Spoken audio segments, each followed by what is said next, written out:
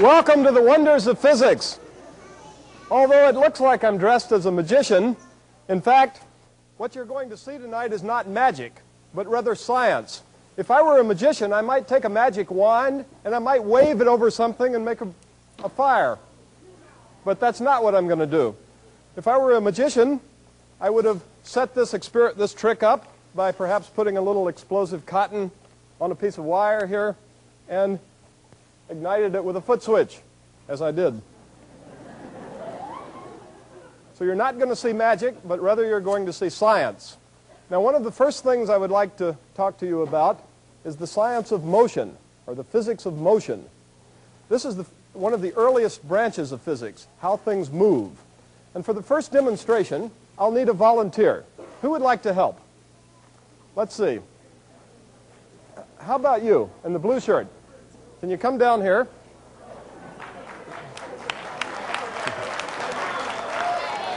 Right over here. Now, what is your name? Fritz. Fritz? Okay, Fritz is going to help me demonstrate the conservation of energy. Do you ever bowl, Fritz? No. You never bowl, but you know what a bowling ball looks like. You've seen one of these. Okay, what we're going to do is demonstrate the conservation of energy using what we call a bowling ball pendulum. Now, Fritz, if you would go and climb on that stepladder over there, and my assistant, Mr. Lovell, will help you. I'm going to attach this bowling ball to a wire.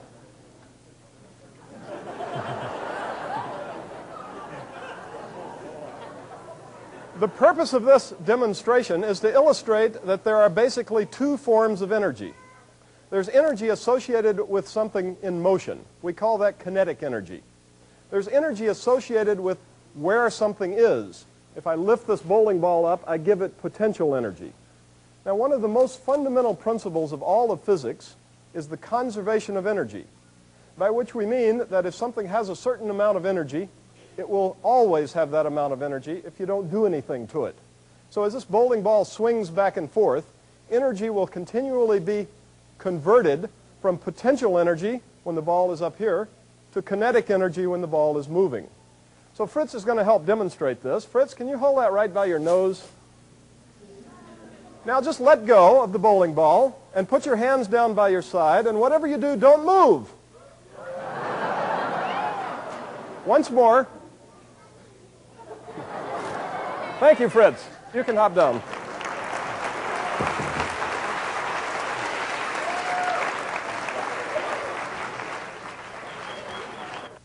Now, there are many ways in which something can move. The pendulum was an example of something that moved more or less in a straight line, back and forth across the room. We can also have something that moves in a circular fashion, so-called rotational motion. Now, this is just a bicycle wheel. I assume you've all seen bicycle wheels, but perhaps not a bicycle wheel that you can hold in your hand and spin around. Now, a spinning object like a bicycle wheel has some interesting properties. First, let me make a pendulum out of this bicycle wheel by just suspending it on this wire from the ceiling, as we did the bowling ball. And you see, nothing terribly interesting happens. It just swings back and forth, just like the bowling ball did. But we can do something else that's interesting.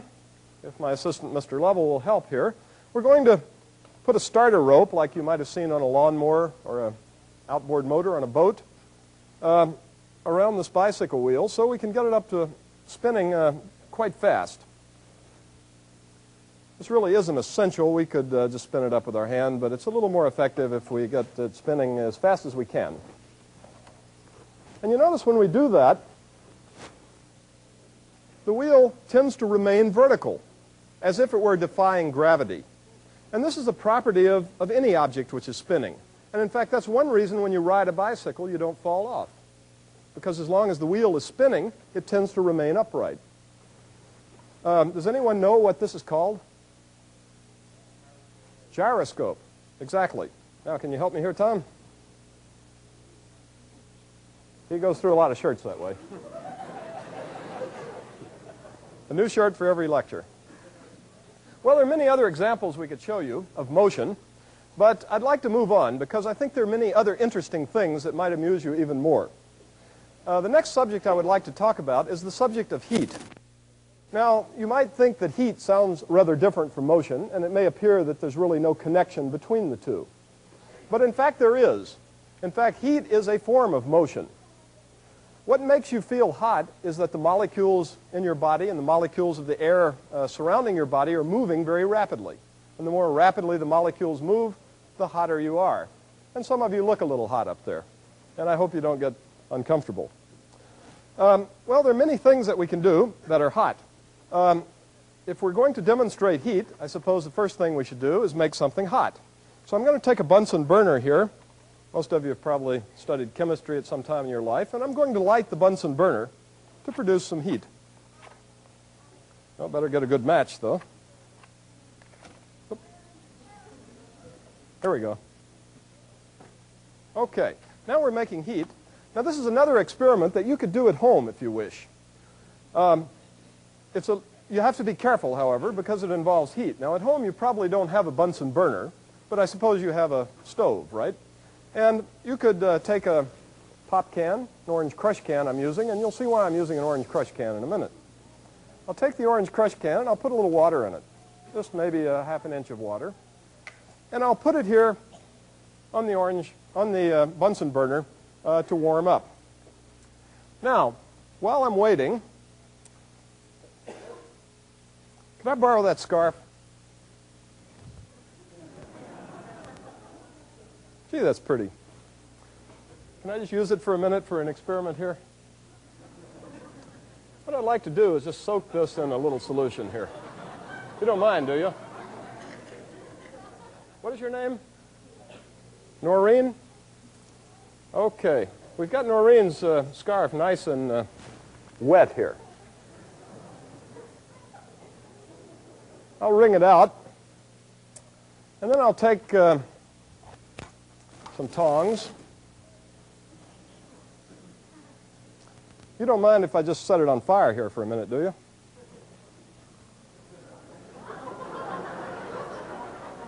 This is okay, isn't it?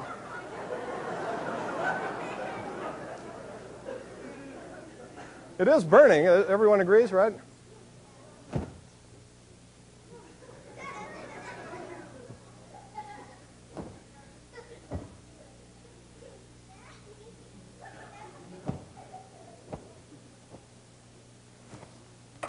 Thank you, Noreen.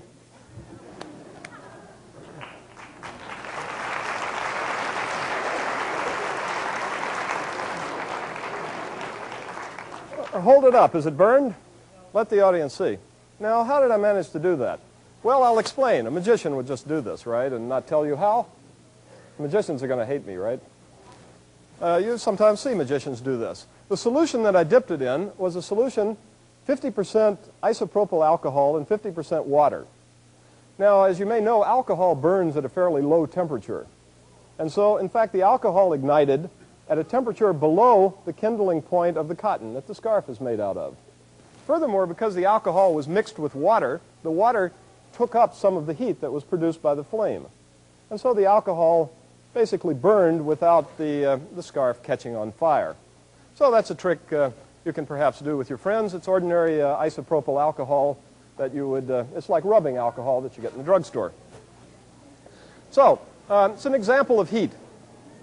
Who knows at what temperature water boils?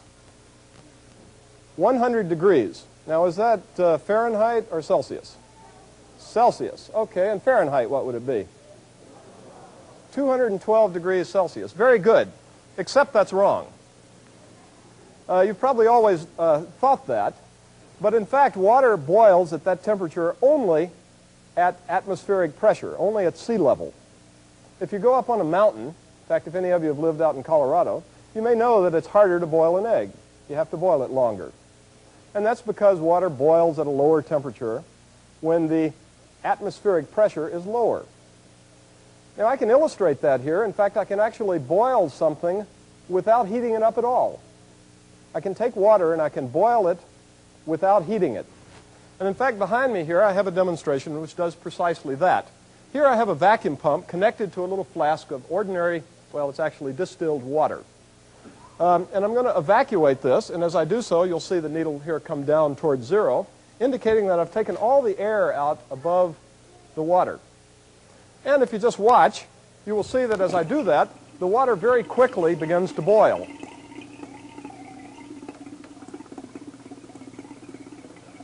And it's not hot at all. I can touch it.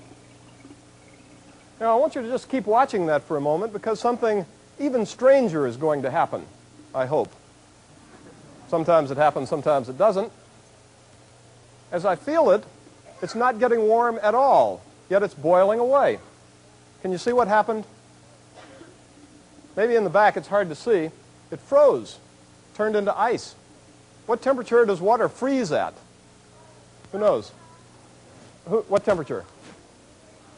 32 Fahrenheit, or 0 degrees Celsius. And in fact, this water, even though it was boiling, began to freeze.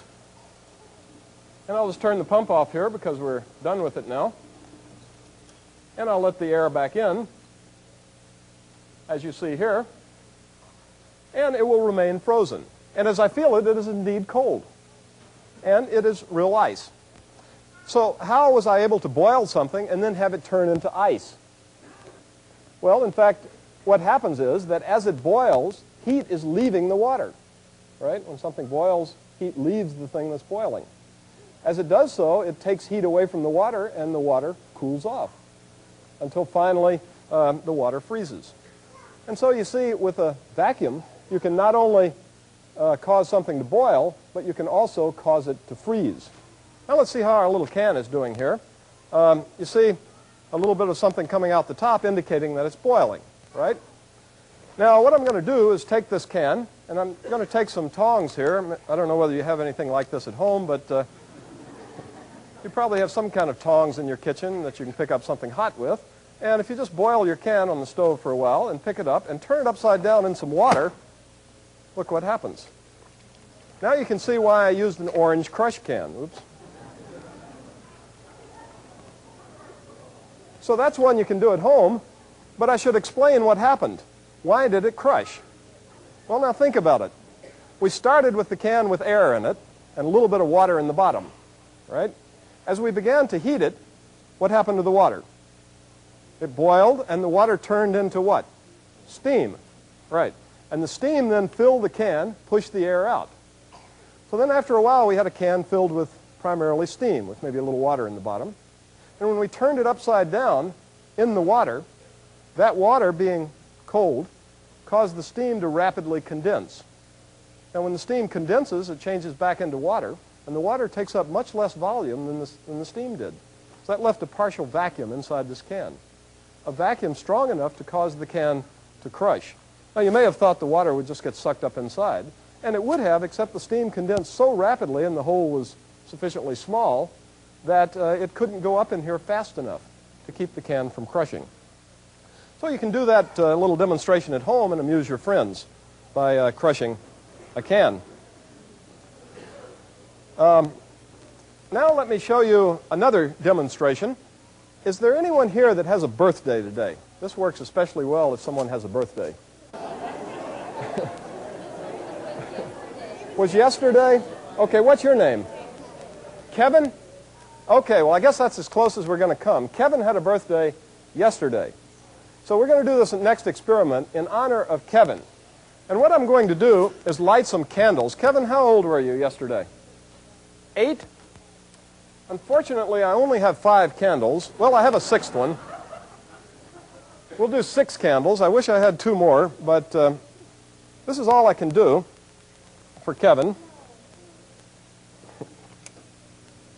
But what I'm going to do is take this candle and bring it over here and light these 5 candles in honor of Kevin's birthday yesterday. 2, 3, 3, 4, and 5. Okay, 5 candles plus a 6th one over here for Kevin. Now I'm going to take something out from behind the table here. What's in here? No, it's not. Well, now watch. Well, now how did I do that? This thing was apparently empty. Does anyone know? Do you know? That's exactly right. This was filled with carbon dioxide, which is a heavy gas, and that's why I could carry it around like this, because it's heavier than the air, and so it sat in here. Now, while we're talking about gases of various sorts, I'd like to show you something with soap bubbles. How many of you have played with soap bubbles? A lot of people. Okay. You know there are certain solutions that you can buy in the toy stores that you can make soap bubbles with. And you may have seen a little pipe that you can put in your mouth and blow bubbles with. I'm not going to do that for you, but rather what I am going to do is to connect something up here which will blow bubbles. And so I'm going to pour a little bit of this solution, which is just like the stuff you buy in the toy store to blow bubbles, into what amounts to a pipe here. And rather than blowing on it with my mouth, I'm going to turn on the gas here and let it make bubbles. Now this may take a minute before we get good bubbles going. I probably filled it a little too full.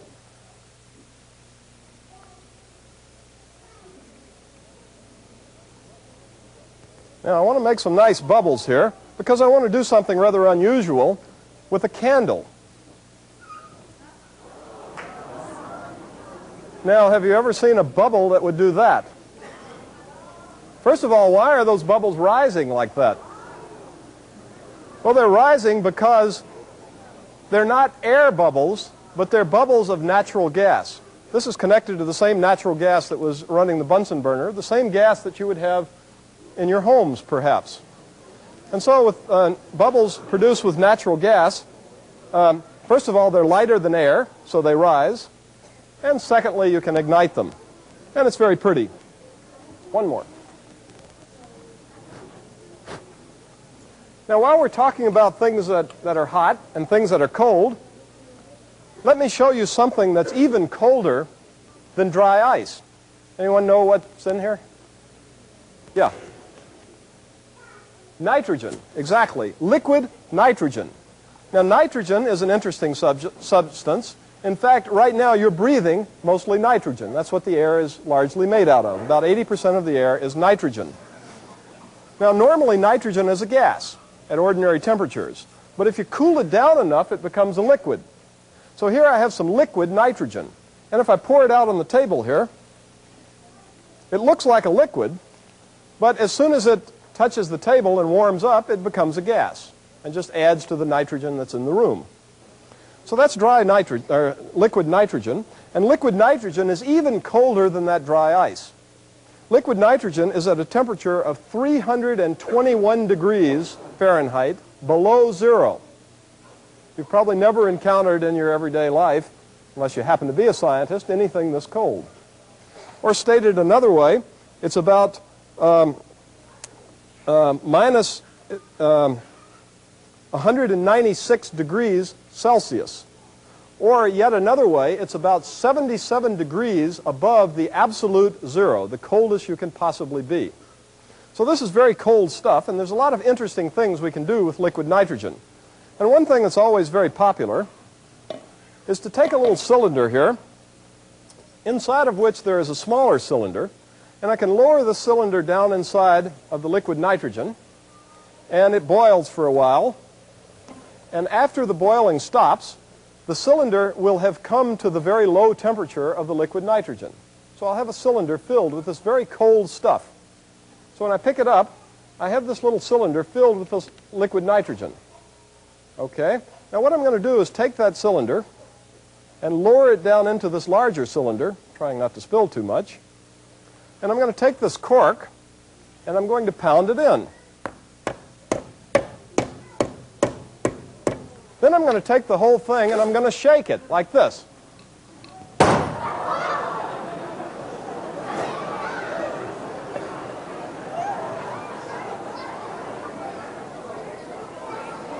Now you probably didn't see what happened. Maybe it was too fast. But what happens is that the cork blew off. It went all the way to the back of the room, hit the back of the room, and bounced down here and hit someone. What's your name? Who it hit? Jeff. Okay, it came down there and hit Jeff. Didn't hurt you, did it, Jeff? You can keep the cork as a souvenir.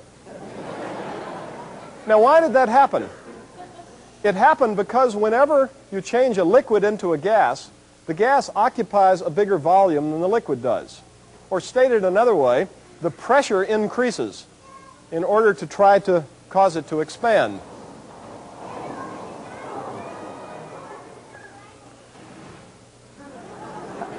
How many of you have seen a geyser? In Yellowstone Park, they have a lot of these. This is our artificial geyser over here. It's very much the same principle as the real geysers you find out in nature. Namely, at the bottom here, there's a source of heat, a large Bunsen burner, which is heating a column of water.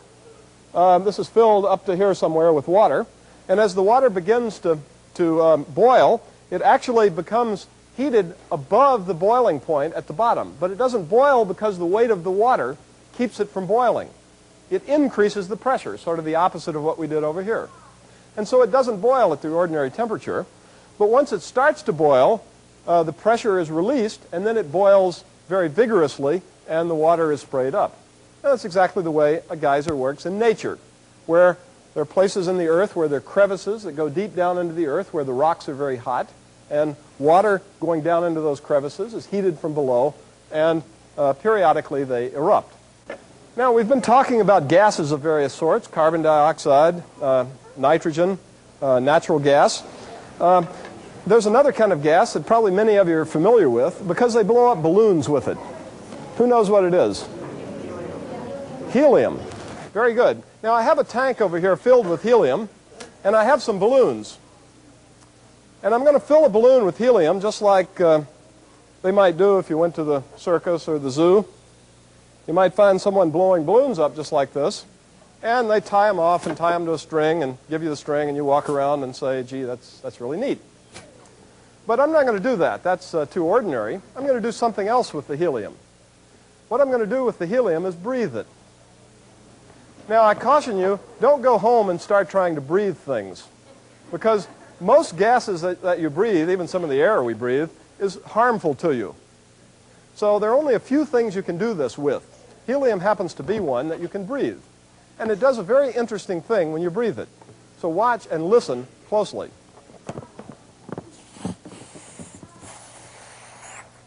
And as you see, it has very little effect, except it changes my voice slightly so that I sound like Donald Duck. Now, I'm not just pretending. It's really doing this to my voice. And the reason is that air travels faster in helium than it does, or sorry, sound travels faster in helium than it does in air. And so the natural resonant frequencies of my nasal cavity is increased. And the way you sound has to do with the properties of your vocal cords and the resonant frequencies of your nasal cavity. And so helium alters the way you sound. And you can see as I continue to breathe and the helium is replaced with ordinary air that I begin to sound normal again. Now, probably a lot of you, I'm sorry? Thank you. I will do it again, but the next time not with helium. I'm going to breathe something else. And this is one of the other things that you can safely breathe, and there are not too many of these, but it's something called sulfur hexafluoride. It's in this little tiny bottle over here. And I'll fill up the same balloon with the sulfur hexafluoride. Now, sulfur hexafluoride has the property that, unlike helium, which is a light gas, it's a very heavy gas. And so sound travels slowly in sulfur hexafluoride, whereas in hydrogen or in helium it travels rapidly. So it will have somewhat the opposite effect, and I'll breathe it as I did the helium. And as you see, it has very little effect. It does me very little harm, except it makes my voice rather low. Now, the other interesting thing about breathing sulfur hexafluoride is that because it's a heavy gas, it stays down in my lungs for a long, long time. Unlike the helium, which very quickly rises to the top and out my nose and goes away. So you may have to listen to me sounding like this for the rest of the lecture. But perhaps not. Little by little, I'll begin to sound normal. But the effect is exactly the same. It's a heavy gas. Sound travels slowly in a heavy gas. It lowers.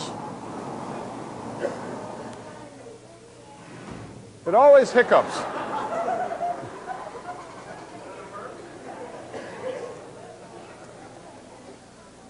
Well, that concludes the things I want to say about heat. And I would like to move on to discuss sound. Since I'm talking funny anyway, let's discuss sound. There are a number of things we can do with sound, and they're perhaps best illustrated by turning on an oscilloscope. I may have to come around to the front in order to do this. Watch your feet. I'm going to turn on an oscilloscope. How many of you have seen an oscilloscope? Okay, an oscilloscope is an instrument that displays a waveform of an electrical voltage as time goes on. So you see what this oscilloscope is demonstrating is the waveform of my voice.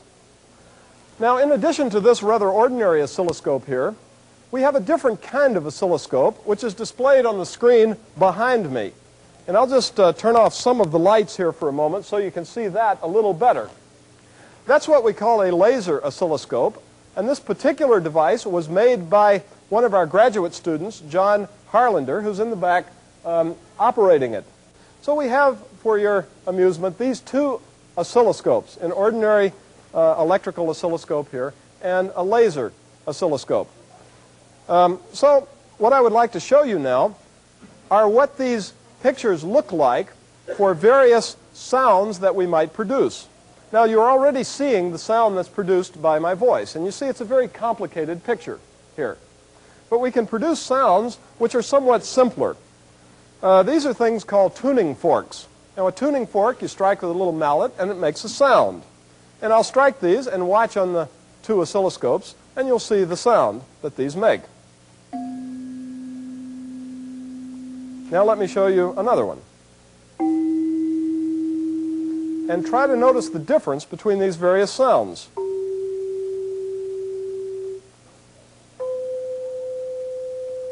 Now the difference is the higher pitched sound has more wiggles on here, right? It goes up and down more times.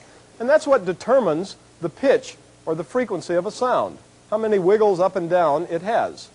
Now, sound, of course, is a vibration of the air, and so we are converting that vibration of the air into an electrical signal with a microphone that I'm wearing, and that electrical signal is what we're displaying here and on the screen behind me.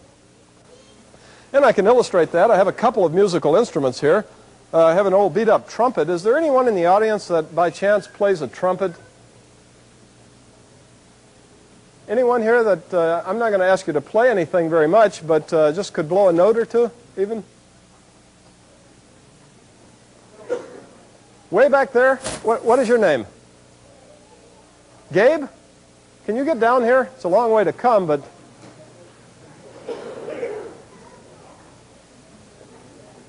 Now what I'm going to ask Gabe to do is just blow a note or two here, and I want you to look on the oscilloscope. This one down here is probably a better one to look at, and notice what the pattern looks like compared to those sine waves and square waves that I showed you a minute ago. Now, Gabe, why don't you stand right here, and just, are you very good at this? Sort of, I know how to play. What can you play? Scales. Okay, play a scale for us. Wait a minute. It's nice and warm on the back of the neck. Go ahead, Gabe.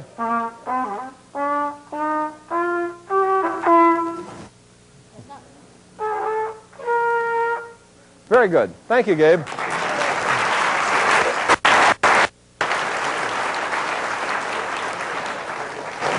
Now you notice the sound, the waveform in the oscilloscope was not a sine wave like I showed you here,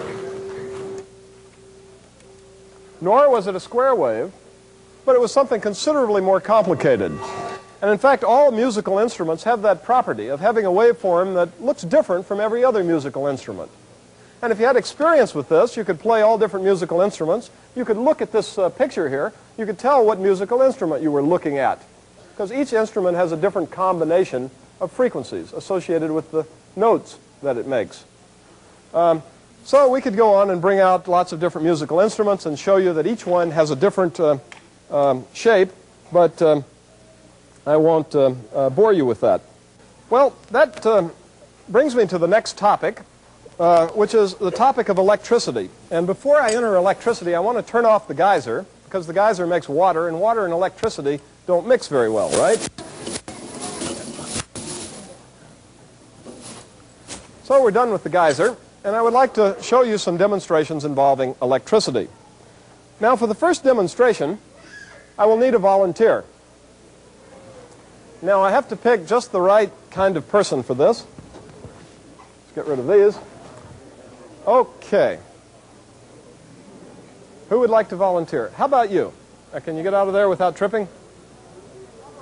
What is your name? Heather? Heather? Wait a minute. Can you stand right up there, Heather? Now put your hand right up there. And are you good at taking instructions? Okay, because it's very important that you do exactly what I say. Okay? So all I want you to do is stand there, and as long as you keep your hand there, everything will be perfectly fine. Okay? And you want to keep your legs back. Now what I'm going to do is turn on this object that Heather is connected to. Heather, can you kind of shake your head now? Shake it.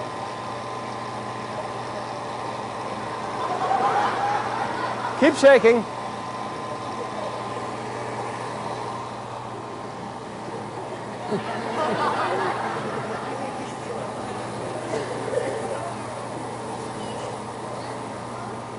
Keep shaking.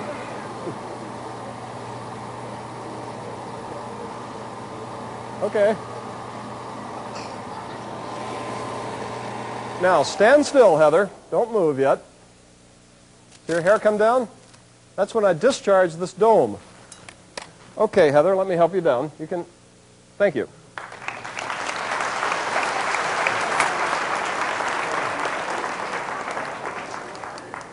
So let me explain what we did to Heather. This is a device called a Van de Graaff generator. The Van de Graaff generator is used for producing very high voltages. This particular Van de Graaff generator will produce about 100,000 volts. And Heather was able to touch the sphere on this Van de Graaff generator only because she was standing on an insulated stool here. And so although Heather was charged up to a very high voltage, she was safe because there was no path for the electric current to travel through her body. And as long as there is no current, there is no danger. So as long as she was on this nice insulated stool, then she was safe and we could charge her up to the high voltage. And as you saw, one effect was that her hair stood on end. And the reason is she had a large electrical charge. When you have an electrical charge, the charges try to get away from each other as much as they can, and so the tips of her hair tried to get as far apart as they could. And so her hair stood up. Now, you've all had that experience when you've tried to comb your hair on a dry day when you don't wet it. Your hair stands up. It's exactly the same thing. It's a form of electricity that we call static electricity. Many of you probably noticed the poster advertising this lecture. And in this poster, you saw a picture which didn't reproduce all that well, but it's a picture of someone sitting in a tub of water with a bathing suit on, connected to a large Tesla coil with sparks coming off his head. Now, this is a rather dangerous demonstration, potentially, so I'm not going to ask for a volunteer to do it, but rather I'm going to call on one of my trusted assistants. I'm going to ask Mr. Paul Nahn to come down here. Okay. This could be exciting. We're going to make it look as much like the picture as we can.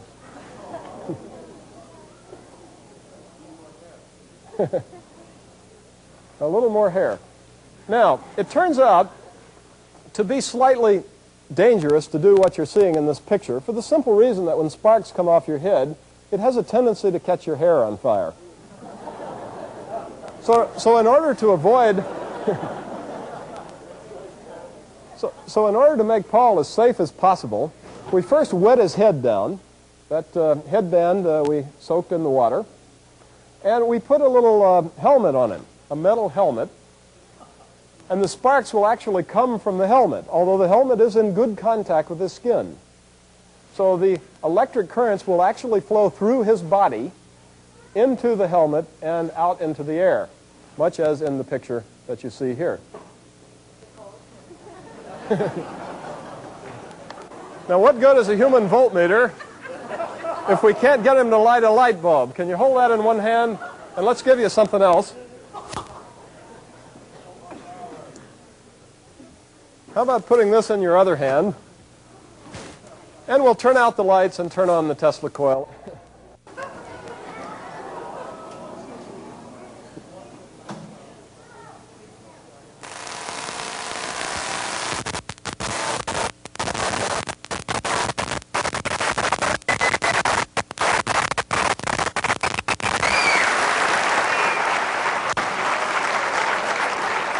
Good.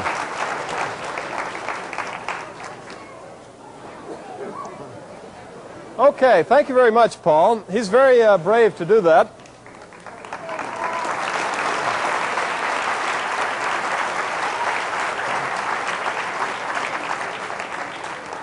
Now, while Paul is getting out, I'd like to roll forward here another Tesla coil, a somewhat smaller one.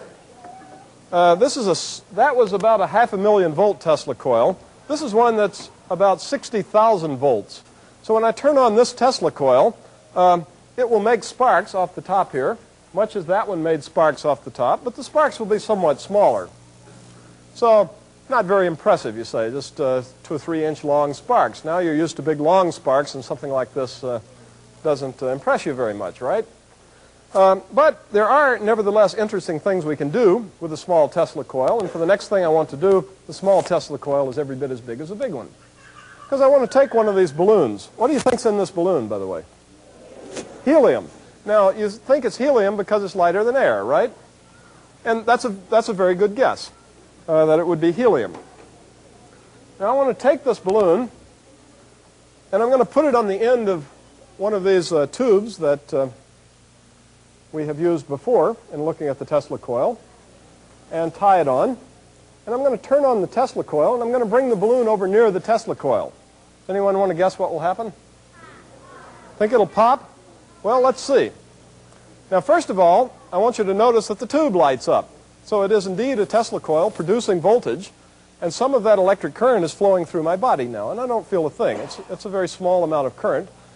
Furthermore, it's a high-frequency current, so it flows on the surface of your skin rather than deep in your body where it can do harm. So let me just pull the balloon over near the spark,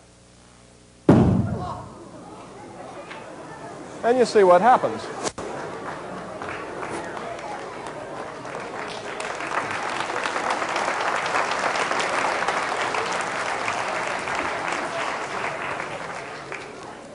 Now, does anyone who thought that the balloon was filled with helium want to change your mind?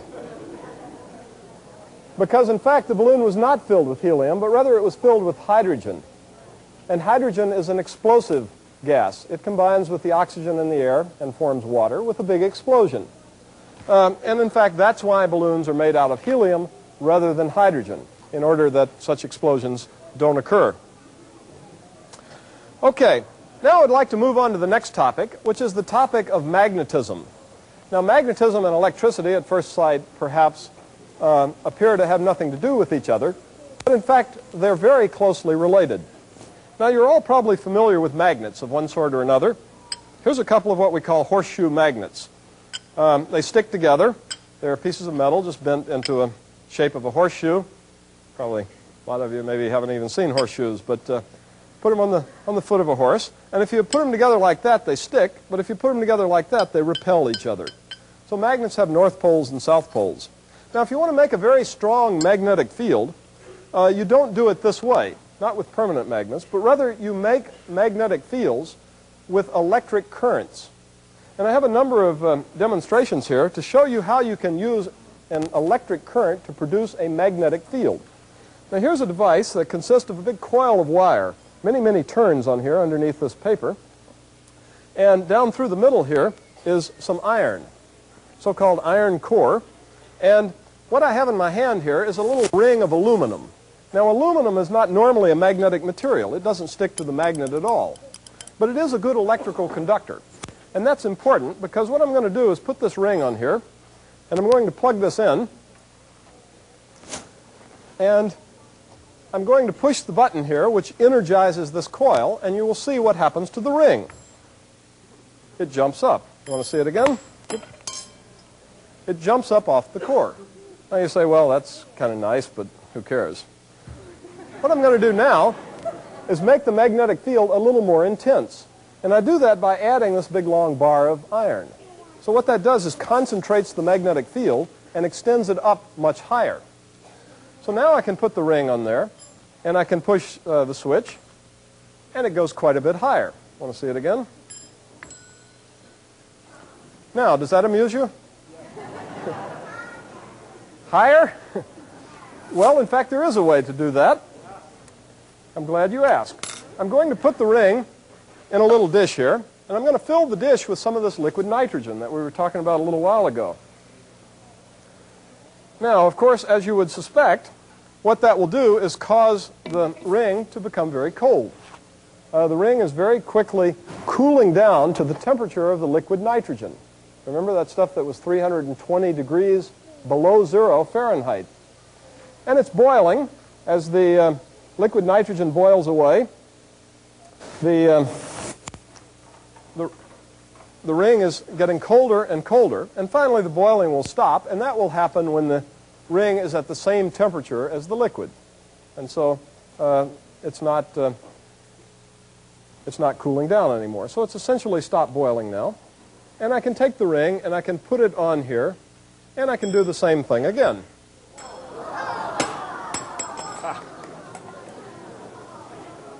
I'll do it once more.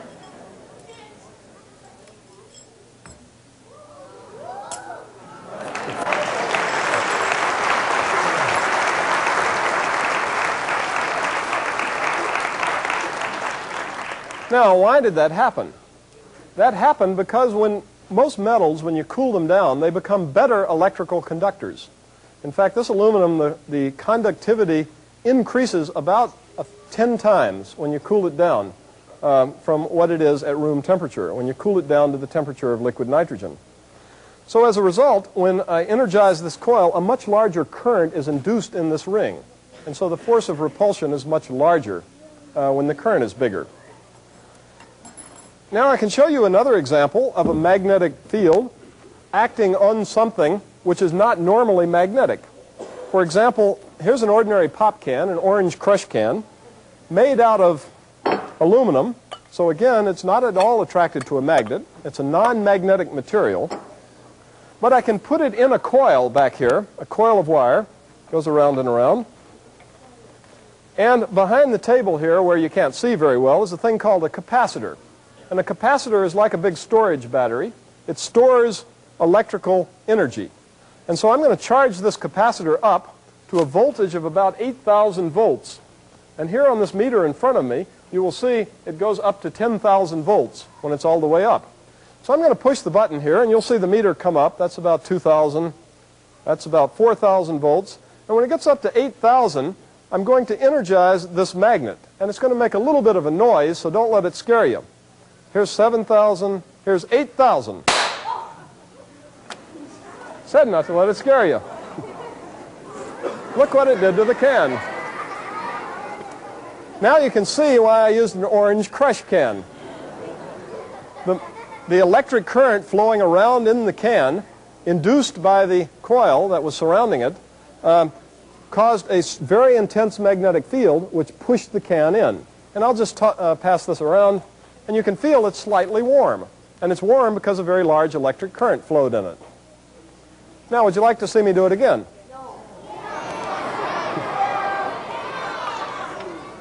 Everyone except for one fellow in the front row who's going to hold his ears this time, because it's going to make the same sound. Here we come, 6,000, 7,000, 8,000 volts, and we crush another orange crush can. There you go. Now, would you like to see me do it once more? Yes. Except this time I'm going to do something different. Have you ever played baseball? Oh, yeah. You're the star. Because this time rather than put the can all the way down in the coil, I'm going to just rest it on top of the coil. And I'm going to use a 7-Up can. So you can guess what's going to happen. So we're charging up. Here's 3,000 volts. Now again, it's going to make a noise. So be prepared. Here's 7,000. When it gets to 8,000 volts, we're going to release it.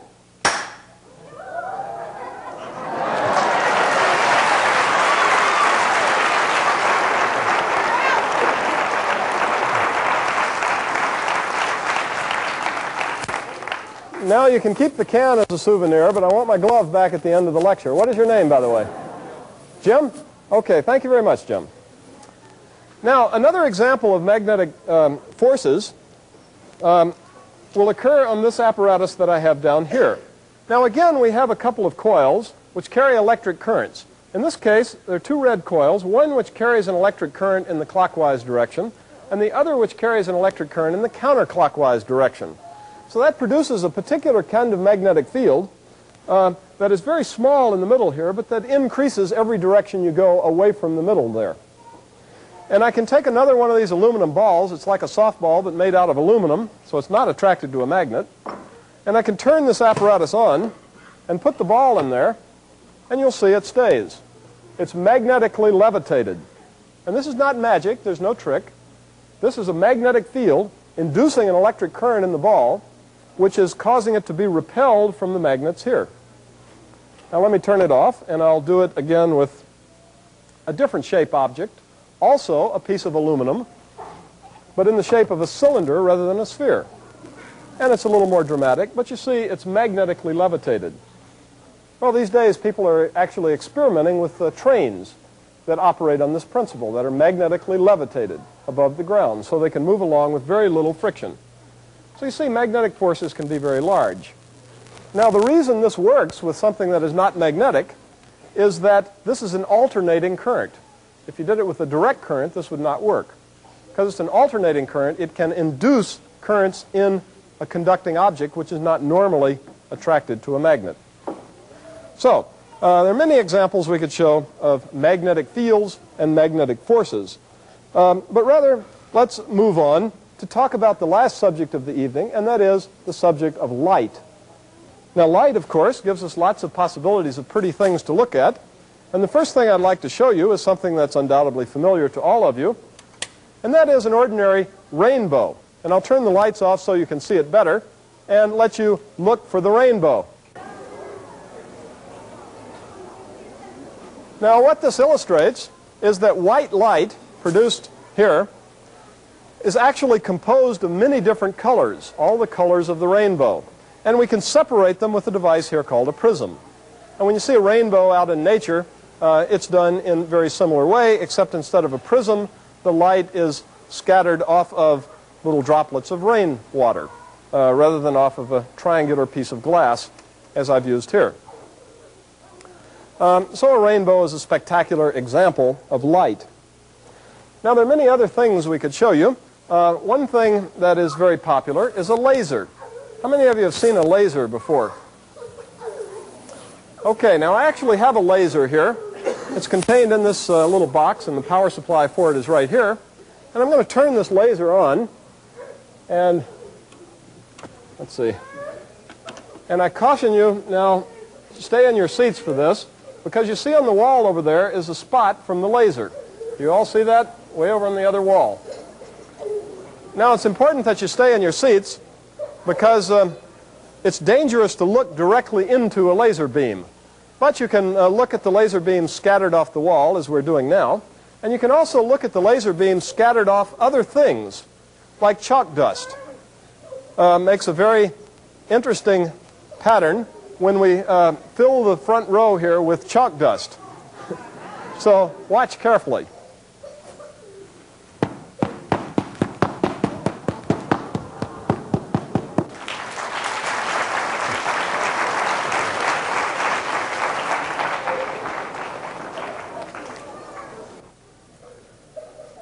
Now, normally, you probably assume that light travels in straight lines, right? Have you ever seen light go around a corner, go around a bend?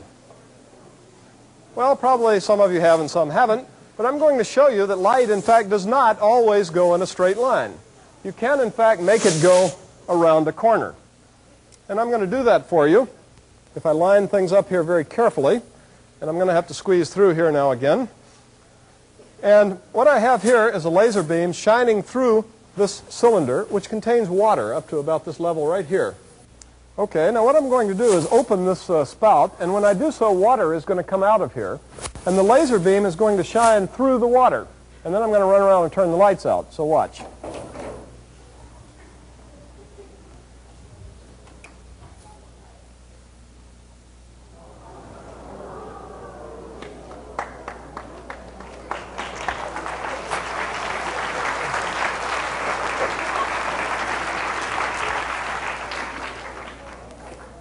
So you see, indeed, it is possible. By the way, this looks almost frozen here, but it's not. It's regular water.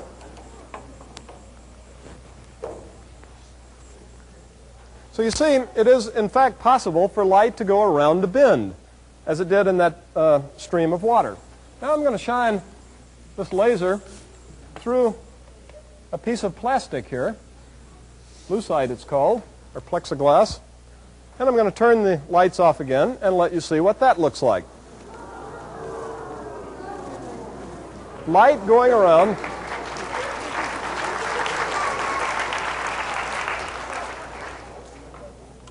So you see, light can indeed go around a bend. And it does so in something that we call a light guide. And the water was acting as a light guide, and this piece of plastic was acting as a light guide. And inside of a light guide, what we have is reflection off the surface of the light guide so that the light stays inside. Now, light guides are finding a lot of application these days because you can make light guides out of many little fibers of glass, tiny fibers, and they're called fiber optics. And they're used for example, medical applications where you have to look inside of someone, or anytime you have to look at something that you can't look directly at. You can run these fiber optics into places where you could not ordinarily see. They're also used for communications. Well, that brings me to the end of the presentation this evening, and I would like to conclude with just one last demonstration. You've seen many examples that remind you of meteorological phenomena. We've seen a geyser, rain, we've seen lightning, we've heard things that sound like thunder, we've had explosions, and so forth. So I would like to conclude by showing you, or actually making for you, a cloud. And in order to do that, there's an apparatus here which is filled with liquid nitrogen. I think I can get it. Thank you. Which is filled with liquid nitrogen. This is a big tank of the same stuff that we had in those dewars up there. And what we're going to do is force nitrogen gas into this dewar. That will force the liquid nitrogen up into this cylinder on the top, where there are holes on the top, and then the nitrogen will come out the top and cool the air in the space above the apparatus here. As the air cools, the water in it condenses, and it forms a cloud, just like clouds are produced in nature. So I'll turn this on for you, and that will be the conclusion of the show. And I thank you all for coming.